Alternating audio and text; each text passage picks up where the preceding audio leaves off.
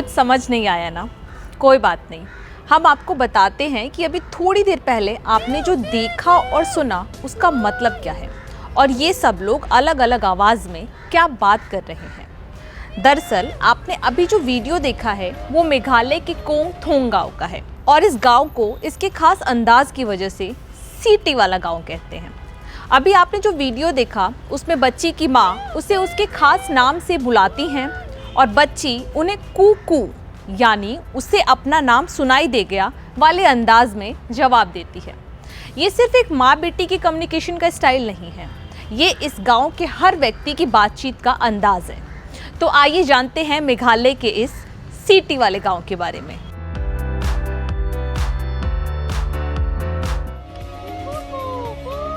मेघालय की राजधानी शिलोंग से लगभग 60 किलोमीटर दूर बसा है कोंग थोंग गाँव। मेघालय के पूर्वी खासी हिल्स जिले में बसा कोंग थोंग गाँव में लोग एक दूसरे को नाम से नहीं बल्कि सीटी बजाकर बुलाते हैं। लोगों को बुलाने के लिए ये लोग अलग अलग स्टाइल में विसिल करते हैं, जिसके कारण इस इलाके को विस्लिंग विलेज के नाम से जाना जाता है। कोंग थोंग के लोग अपनी इस खास धुन को जिगर वाई लब्बी कहा है, जिसका अर्थ है माँ का गीत। कोंग थोंग गाँव में गाँव वालों के दो नाम होते हैं, एक नाम आम जैसे मेरा और आपका नाम हुआ और दूसरा होता है विस्लिंग नेम यानी गाने का नाम। और गाने के नाम के भी दो फॉर्म होते हैं, एक लंबा गाना और दूसरा छोटा गाना। छोटा गाना आमतौर पर तब इस्तेमाल किया जाता है जब घर पे इंसान होता है और लंबा गाना बाहर के लोग प्रयोग करते हैं। पूरे नाम का इस्तेमाल अक्सर तब होता है जब गाँव के लोग जंगल में हो या दूर हो, जिससे ये जान सकें कि शख्स जंगल के किस हिस्से में है। कोंग थोंग में लगभग 700 लोग हैं और 700 लोगों के हिसाब से इस गांव में 700 अलग अलग धुन है, यानी 700 अलग अलग धुन वाले नाम। गाने की धुन वाले नाम का इस्तेमाल करने की दो मुख्य वजह हैं। पहली ये कि ये परंपरा बहुत लंबे समय से चली आ रही है, तो लोग आज भी इसका इस्तेमाल करते हैं। और दूसरी वजह इस गाँव की ज्योग्राफी। दरअसल गाँव चारों ओर से पहाड़ियों से घिरा हुआ है और जब भी गाँव के लोग कोई धुन निकालते हैं तो उनकी आवाज़ पहाड़ों से टकराकर कम समय में लोगों तक पहुँच जाती है और लोग आसानी से एक दूसरे से कम्युनिकेट कर लेते हैं। अब आप सोच रहे होंगे कि मरने के बाद व्यक्ति के विस्लिंग नाम का क्या होता है, तो इसका जवाब भी हमारे पास है। मरने के साथ व्यक्ति का विस्लिंग नाम भी उसके साथ दुनिया को अलविदा कह देता है।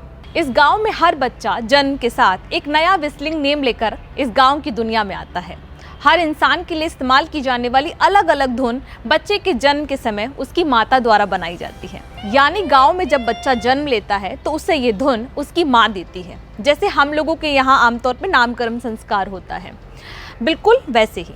फिर बच्चा धीरे धीरे धुन पहचानने लगता है और उसे बच्चे का नाम यानी वो धुन बच्चे का नाम हो जाती है।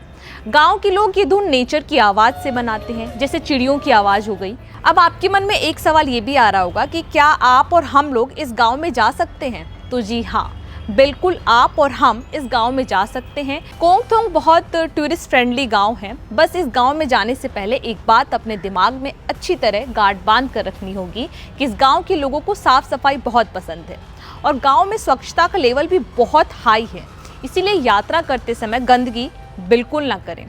इस गांव के लोगों का अर्निंग का जो मेन सोर्स है वो है खेती और उसमें भी स्पेशली हमारे और आपके घरों में इस्तेमाल होने वाली झाड़ू।